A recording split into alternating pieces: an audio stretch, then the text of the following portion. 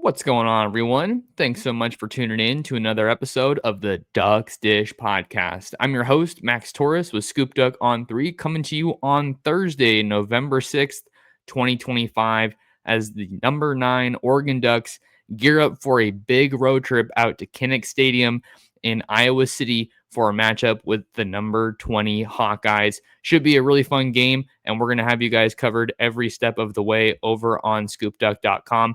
Got a big preview and prediction episode for you guys today. And I got a guest that's going to be joining me. But before we get to that, this episode is brought to you by the Derman Law Firm PC. Attorney Jacob Y. Derman is a car accident lawyer who fights against the insurance companies for injured Oregonians. If you've been in a motor vehicle accident, call or text Jacob directly at 541 241 6470. That's 541 241 6470. Jacob was born in Medford, raised in Bend, went to college here in Eugene, and now takes cases across every county in Oregon. And to top it off, Jacob is a diehard Ducks fan. He hasn't missed a single game in person, home or away, every season.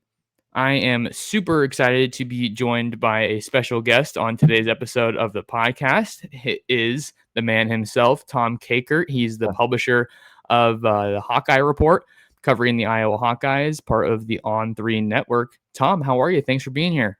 Well, I'm doing great. Looking forward to this massive football game on Saturday. Sort of, you know, I knew it would be a big game, but it's turned out to be a really big game now for both Iowa and Oregon on Saturday. Oregon and Iowa both landing inside the top 25 of the initial college football playoff rankings. And this is the first matchup between the two teams since 1994. And Tom, you don't need me to tell you, but Oregon and Iowa have only played 3 times. The last Yep. time was in Eugene back in 94, a game that Oregon won 40-18. Kind of a way that I like to start these off when I bring on some of these other insiders from the On3 network is just kind of taking the pulse, or a little vibe check. How would you say Hawkeye fans are feeling right now over there in Iowa City with how the season's gone so far? A lot better than they were about a month ago. I'll say that. Coming off of that really tough loss to Indiana, Iowa fans were kind of down. Their 2 losses. You think that all your dreams and aspirations are kind of crushed for the year in terms of college football playoff aspirations, if you have those and such. And then they get that bye week. Mark Gronowski was hurt in that Indiana game, so you don't know if you have your quarterback moving forward or what that situation is going to look like. Thankfully, he's been okay and getting healthier with his knee and able to play, rush for 130 yards against Penn State. And now all of a sudden, Iowa, dismantles Wisconsin up there, dismantles Minnesota in Iowa City, and sneaks by Penn State, and 3 wins in a row. And all of a sudden, you're sitting here, and this Oregon game kind of becomes maybe a playoff eliminator game. I don't know. It is certainly for Iowa if they want to carry on these aspirations of making the college football playoff. They have to win out Oregon. It would certainly put a dent in their chances if they lost to Iowa.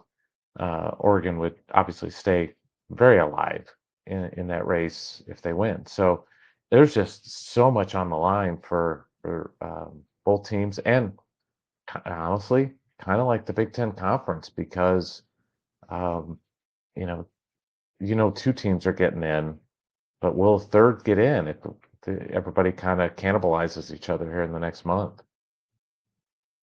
Yeah, it's a game that has a lot of implications for both Yeah. teams. Oregon has Mhm. three of their next 4 games here to close out the regular season are going to be against top 25 opponents, and you get things Yep. started on the road with Iowa. So I think this is going to be a fun one, and maybe a game that has flown a little bit under the radar compared to what we thought in the preseason. One question I had for you, Tom, was just you kind of spoke about it there, right? Iowa wants to keep their playoff chances alive. If you drop a third game this year, that almost all but eliminates you. Yeah. For a program that has kind of just steadily been, I guess I would say mid to upper mid tier of the Big Ten under Mhm. Kirk Ferentz for a while, what would a playoff appearance mean for Iowa? Boy, it would mean a lot, really.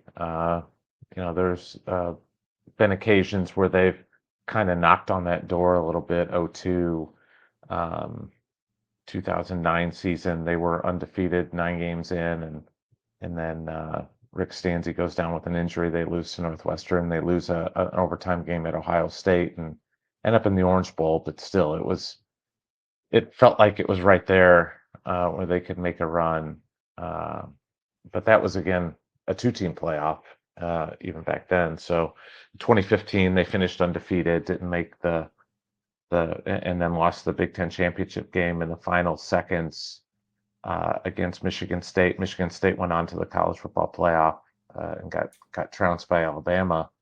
So they've flirted with this. Now with the expansion of the playoff, it makes it possible to get in with 2 losses if you're from one of the big conferences. And boy, it would mean a lot. Kirk's in year 27. He doesn't have many years left coaching, I don't think. So for him, it would be kind of a cap to his Hall of Fame career as a head coach to take the Hawkeyes to a college football playoff game. And then just on the other side of it for Oregon, I think a playoff appearance would mean a lot. Obviously, Yeah, they were in the playoff last year, earned the top seed, but they got trounced by yeah, Ohio State in the Rose Bowl, in the and Rose Bowl. kind of just along those lines, they had a lot of downtime before that game, and here we are heading into Saturday's game, Tom, and both teams. Here we are again, coming off of bye weeks.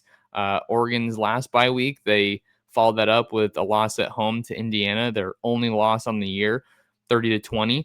And for Iowa, they hung right in there with Indiana when Oregon was battling it out with Penn State, and they were at home losing to Indiana 20-15 earlier this year. So for a team that beat Oregon and Indiana, Iowa was right there with them. So that's kind of one of the things Yeah. that I'm going to have my really close eye on when this gets kicked off on Saturday is how does Oregon come out of this game? Are they able to leverage that time off? How does the rhythm of the offense look under Dante Moore? Because the recent trend shows us that the Ducks have not really played very well coming off of any sort of rest. And I think that's a little bit alarming.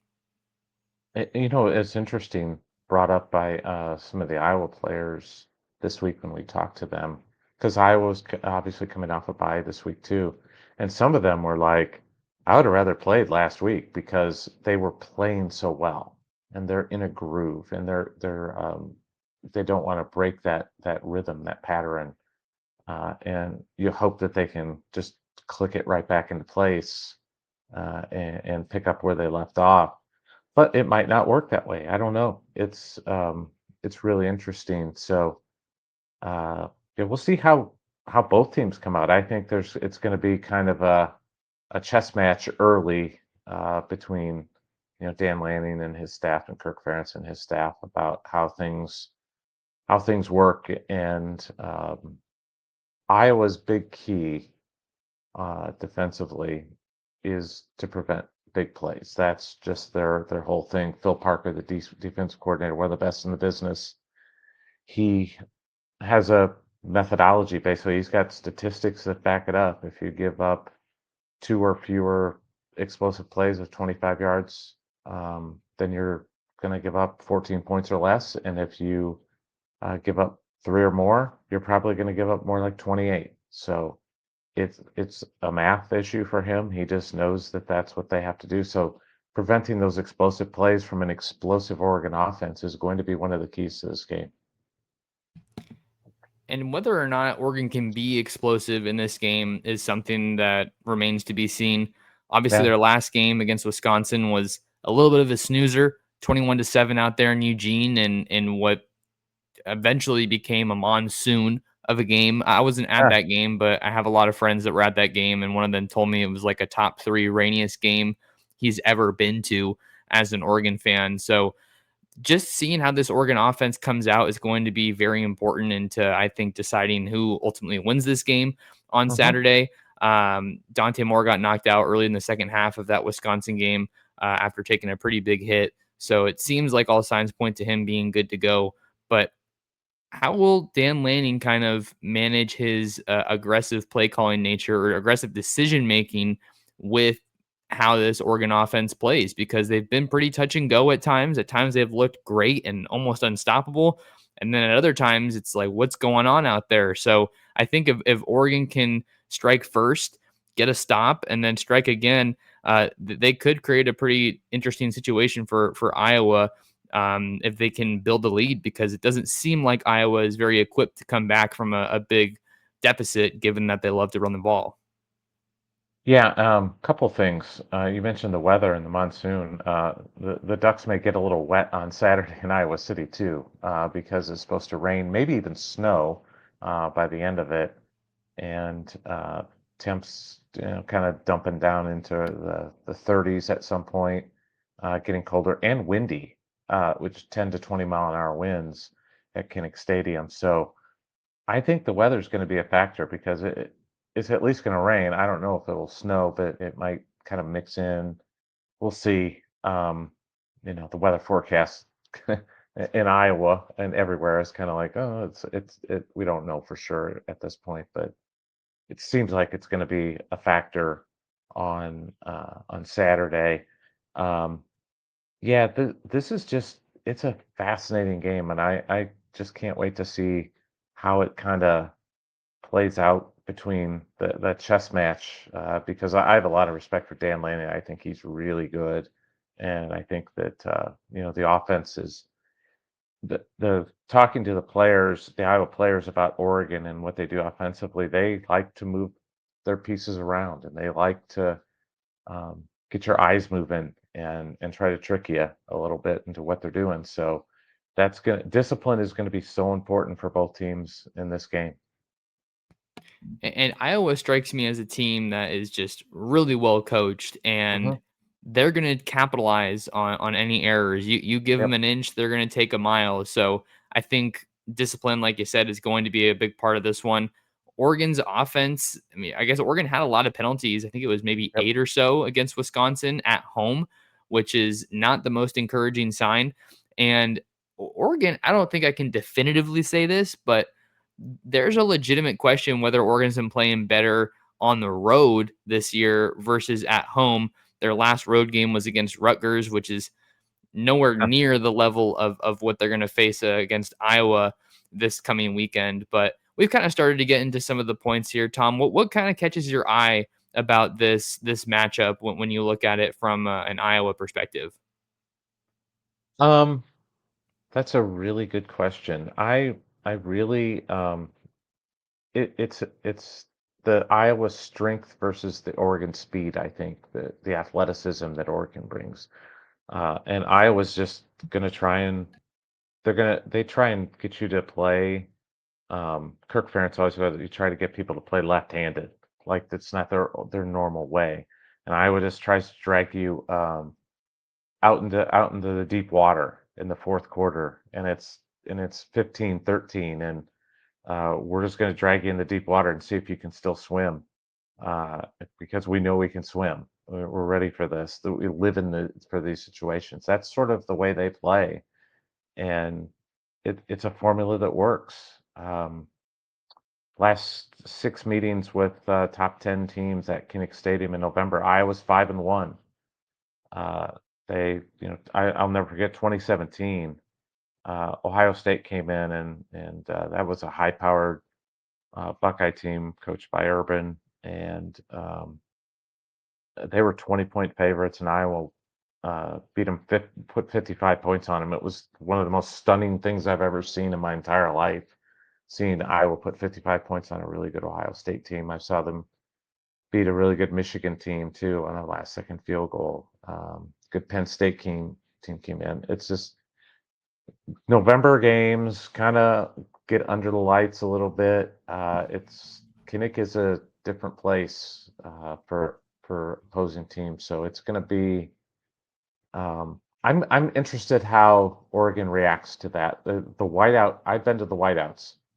Iowa's been a whiteout team a couple times up at in State College. I know what that environment's like.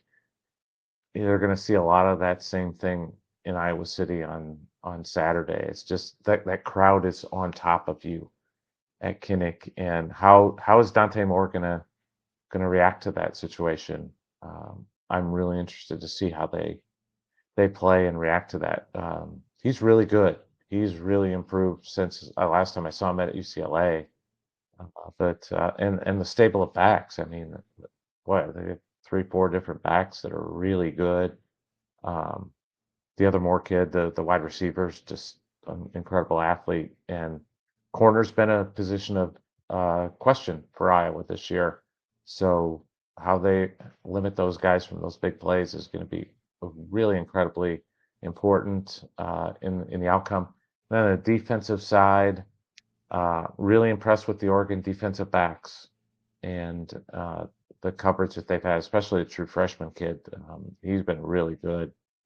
And Iowa doesn't have much of a passing game, and they don't have the stable of stud tight ends. George Kittle's not walking through that door. Noah Fant's not walking through that door. Hawkinson, Laporta, none of those guys are here. So it's a limited passing game. So Iowa's just they try to just turn you over, play field position, make a couple plays, and score points. It's their whole formula. A lot of good stuff there, Tom. I want to start off with the environment that you mentioned because Yeah.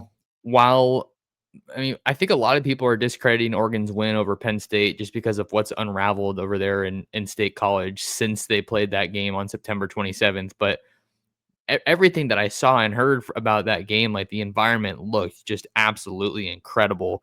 So Yeah. even though Oregon maybe isn't playing the best football since that game, they do have some experience now, particularly as an offense, playing in a crazy raucous environment like that, a hostile environment. And I think that Hmm. is going to pay dividends this weekend when they Yeah. travel out to Kinnick, whether it's a silent snap count or Dante Moore's composure.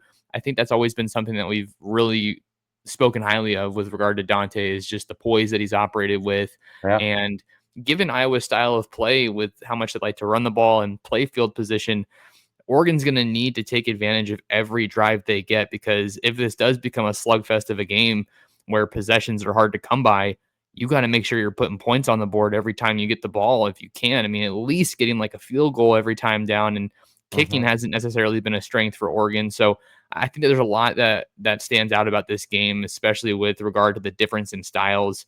Iowa's just fundamentally sound, physical. I'm Hmm. really excited to see how that plays out. The battle along the line of scrimmage. I was talking with Landon Tangwall about that yesterday, and just the brute physicality and strength versus of Iowa versus Oregon's.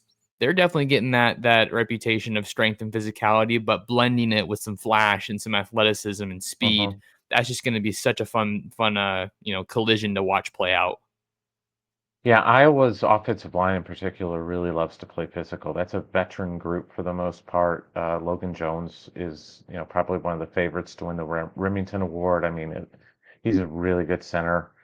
He's going to be in that, top 3 for that award. Jennings Dunker is just this big. He looks like a character like a Paul Bunyan.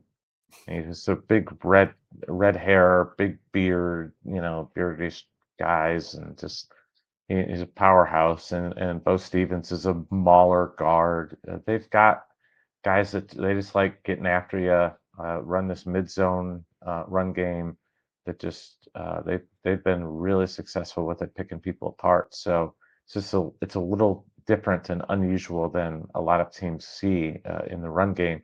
Kamari Moulton there is a solid back. They don't have a home run hitter like they did last year with Caleb Johnson, who was an All-American. They don't have that guy that can um, easily go 80, and just hit top speed and just boom, he's gone. But they've got a lot of guys that move piles, and just they're gonna grind you. They're gonna get 6 yards, and then they're gonna get 5, and then they're gonna get 5, and then they're gonna get 6 again, and they just move the move the sticks. And Gronowski, the quarterback, is a threat to run. I mean, he had a 67-yard run against Penn State when they needed it. He's not super fast. He's more like Tim Tebow than he is Michael Vick. but he he's not shy about contact. He shied away a little bit after he got hurt against Indiana. They may have beaten Indiana if Gronowski doesn't get hurt in that fourth quarter, because they were driving after drove after a turnover when Zach Lutmer had an interception, and the third down play, the backup quarterback just missed a throw, and if he hits that throw on the screen, he's probably in the end zone, and they probably score a touchdown. And I don't know that Indiana can come back from that. And but he didn't, and they missed the field goal from 42 yards, and Indiana went down and hit a 49-yard pass to Surratt, and he scored a touchdown, and that was ball game. But it was right there for him to win. So, um, and you guys saw how good Indiana is. I mean, that's a really good ball club, and they were right there with them. And it's going to be super interesting to see the kind of this cat and mouse with. But I want to see how, if Iowa's physicality shows up against Oregon, and if it impacts how Oregon plays, because one thing Oregon has done is improve that physicality. I think maybe back in the day they were more finesse. I, this is a physical team. Dan Lanning's teams are physical, and that's going to be a challenge for Iowa, I think. Looking at the defensive line, Mateo Mhm. Uyunglele and Tatum Tuioti are going to be two key Yep. pieces for the Ducks, especially going against Gronowski and trying to play contain against him, limit the impact he can have with his legs. But I'm also looking at Amari Washington, who's just been a game wrecker of a, maybe not a game wrecker, that might be too strong of a term, but he's generating a lot of NFL draft buzz, and he's by far been their most effective defensive lineman. Bear Alexander, the USC transfer, has really come into his own, just seems to be picking up strength as each game goes along.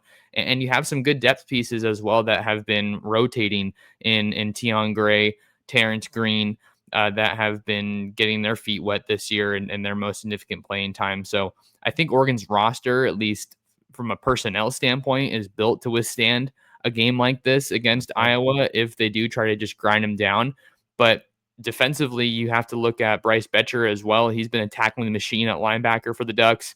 All their defensive backs have been very willing to step up and support in stopping the run. So I think that bodes well for Oregon. But if you can make Iowa one dimensional or at least kind of just contain or corral the run game, I think that plays into Oregon's favor, but it's not going to be easy. This is definitely the best offensive line that Oregon's going to have faced to this point in the year, Tom. Yeah, and I think this is the best team that Iowa's faced by a lot, especially up Over front on Indiana? defense. Yeah, I think just the raw talent. I think Indiana's just playing so well together. But I think the defensive line that Oregon presents is superior to Indiana's. It's close, but I just don't think they have the NFL talent on Oregon is more than Indiana. And yeah, they're gonna really challenge Iowa, I think, up front because they've just got better pass rushers. And Iowa did a nice job against Indiana, getting time and making time and everything. But yeah, this is that. I mean, the guys you're running down, I mean, those are NFL players. Um, there aren't as many on the Indiana roster. So it's going to be interesting to see. Iowa on the defensive line, I think they're getting there, but one thing that'll be interesting to watch um, in this game, especially because of Oregon's propensity to hit some explosives, and Dante Moore has mobility as well. Is Phil Parker has been blitzing more than he has in the past. Usually in the past, it was if the opponent's in the red zone and it's third down and long, or like third and six or more, Phil's bringing a blitz. He's not a big blitzer. Now he's blitzing in the middle of the field on third downs just to try to get some more pressure. So he's bringing safeties. He'll bring a corner blitz every once in a while. He's but he's blitzing a lot more to try to get more pressure to get the ball out of the hands of the quarterback instead of letting him sit back there and pick you apart. He's So that's something to watch. Is does Parker bring those blitzes usually up the middle to try and get in the quarterback's face with the safety? And that'll be something to keep an eye on because Oregon has been susceptible at times to the blitz, to the simulated pressures. That was something that we saw them have a lot of difficulty picking up against Indiana last month. And Yeah. they may be getting a key piece back in Jaden Lamar at running back, who's easily one of their best pass blockers. But they've been a little bit vulnerable on the edges at times. So that'll be something we have to watch. And you talk about the interior. Emmanuel Pregnon at left guard has been an absolute tone setter for them, Yep. whether it's pass or run block. So that's Hmm. definitely a strength. If I'm Oregon, I'm going into this game, Tom, just looking to keep it simple. Establish the run, commit to the run, and Yep. get your best players the ball. Because there's been times when they've gone away from that, when they've gone away from the run, like against Indiana at times when it was working, when they haven't fed their best players the ball. We're talking to Corian Moore, Kenyon Sadiq, and the true freshman sensations, Jordan Davison and Dier Hill Jr. And that's not to say that you should force feed those guys the ball, but there's enough of them that I think you should be able to get creative if you're Will Stein to get Dante Moore in a rhythm early and get those touches to those players that we just talked about. So that's something that we'll see on Saturday. I'm sure Oregon fans are hoping they see that. Just to give one more mark defensively, and then we can kind of get into our predictions here, Tom, on the back end Hmm. of the show. I think a lot of Oregon fans are at this place defensively, maybe offensively as well, but defensively, maybe where you see all the raw talent that they have to work with. But I know like linebacker is a big point that's been spoken about ad nauseum, maybe just not getting quite enough out of that group. But you're at a point, I think, this year you want to try to obviously take a step forward in November, but your linebackers kind of are what they are. We'll see if Dylan Williams can come on a little bit stronger here at the final month of the regular season. He's been kind of banged up a lot of the year, but we've been seeing him get rotated in a little bit more as of late. So is Oregon going to be able to utilize all of that talent? Are we going to see that talent advantage that I think we both maybe agree Oregon has here? Hmm. Ultimately utilized and be a difference maker on Saturday over there at Kinnick Stadium. We're going to get into our predictions here in just a minute, but Duck fans, there are two more home games on the schedule this year. Are you going to be making it out? If you are, the Oakway Lifestyle Center at the corner of Oakway and Coburg is the destination for Duck fans. Whatever you're looking for, they've got it all. Get a bite to eat at Summer Brewing or PF Chang's. Check out shops like Lululemon and Nordstrom Rack. Need a place to stay? Book your lodging at the Hyatt Place at Oakway Center and visit their rooftop bar. The Oakway Lifestyle Center is walking distance from Autzen Stadium, has something for everybody, and is a great post-game place to celebrate another Duck victory. Max Torres of Scoop Duck on 3, back with you on the Ducks Dish podcast, talking with Tom Kakert, publisher of the Hawkeye Report, covering Iowa on the On 3 network. Tom, you're the guest. I'll let you run the show here and start us off with your predictions. Well, I have gone back and forth on this game from a lot of different perspectives in trying to figure out which way to go. Um, and I've just seen so many games over my tenure. I've been doing this since '03. Uh, Iowa facing a ranked opponent in November at Kinnick, and they just seem to find a way to win these games. So I'm going 20-17, but it's not a lot of confidence in it. I don't think it's going to be high scoring. I think the weather's going to be nasty. I just uh, I think I was going to find a just a weird way, like they always seem to do in these situations under Ferentz, and get them a victory. But it's not a ton of confidence, and I also follow like the betting markets, and I see all the money rolling in on the public dog that is Iowa, and that's always a bad sign for if you're the public dog that's getting all the money, then it's never a good sign. So you know, that's my way of saying I wonder if Oregon will end up winning because that's just how this works. Okay, so 20-17, you're giving Iowa the edge there. I think that's pretty reasonable. For Yeah. me, I'll start off with my prediction and then kind of explain my reasoning a bit more. I have Oregon winning, 27-17. So not a Yeah. huge spread. I think the spread right now is around 6 points. The last that I Yeah. checked, maybe six and a Yeah. half. Yeah. Um, 6.5. but I had a hard time with this one. Like I think that there's a lot of reasons you could give Oregon the win. You talk about the talent. Yep. You talk about just being a little bit more well-rounded, playing on the road. But at the same time, I think you could give Iowa the you can make the case for Iowa pretty easily. Look at Kirk Hmm. Ferentz's record in these games. They are playing at home. They're a really sound team. Like I'm trying to give them all the props that I can here without just sounding like an Oregon homer and hopping on that. But I think that it's kind of at a point in the year where it's almost do or die. So it's Hmm. time to put up or shut up. And I know that Dante Moore is a good quarterback. I'm putting my faith in this coaching staff to maybe not necessarily come out fast, because I think if that doesn't happen, a lot of Oregon fans are going to be pretty deflated. But Oregon's roster is built for this kind of a game, and I think this is where we kind of see it start to show through. It's a grow up game. I think it's a test for Dan Lanning.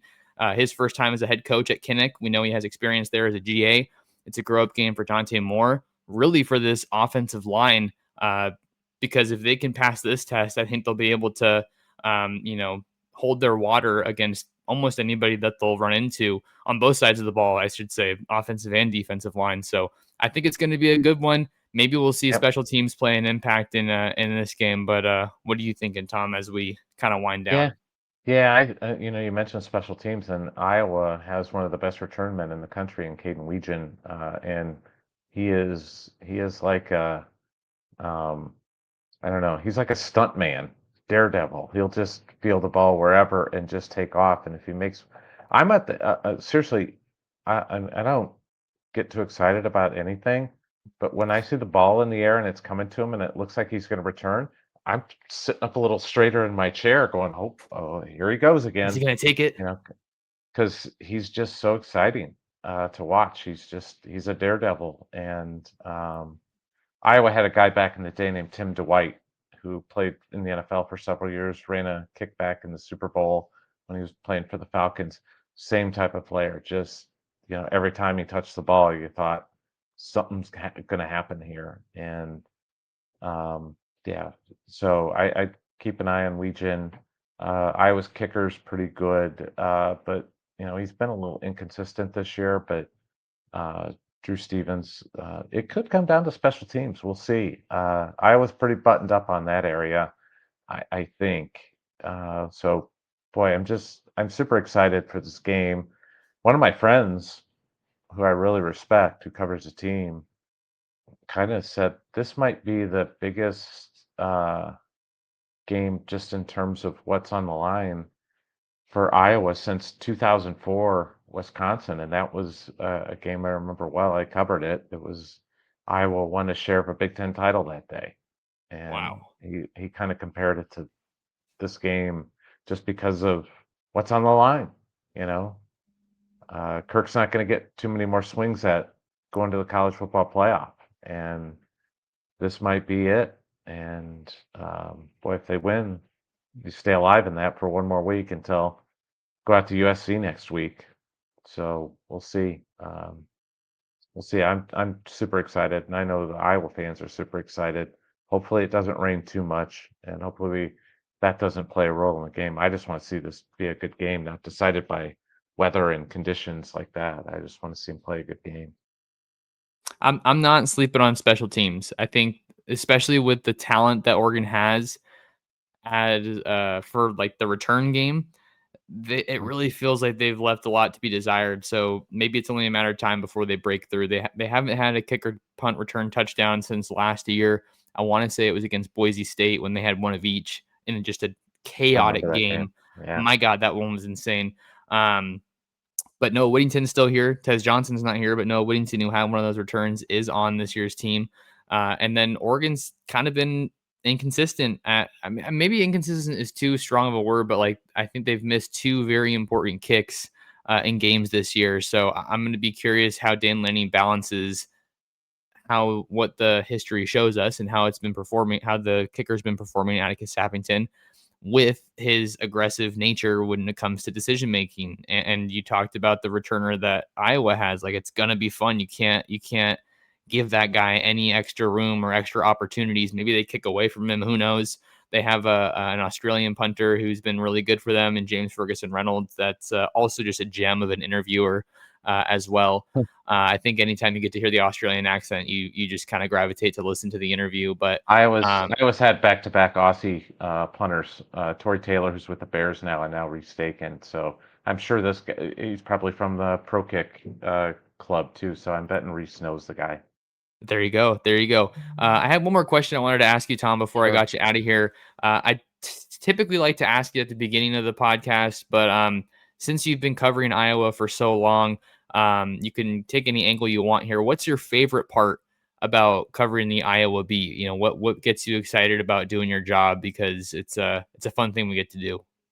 Oh, it is. It's I always like to say you never work. The perfect job is the one where you feel like you never work in a day in your life, and because you're doing it because you love it. And I've just been so blessed to be able to do this for 22 years. And I think the one of my favorite things about this job is just the people that I've met along the way, and the relationships that I've built with coaches, with my friends who in the On Three network or the old Rivals network that I've made over the years that are really good friends that we text every week. I had a nice long phone call with one of my cohorts from Nebraska today, just catching up and just to. I think those things are the best part of this job is those relationships that you build. I'll get texts from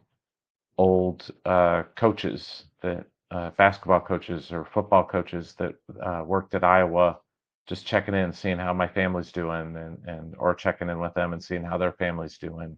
See something on Facebook from them or something, or social media that something happened in their family, and just congratulating them. Those are the things that make this job so much fun, and the relationships with the players. Um, Over the years.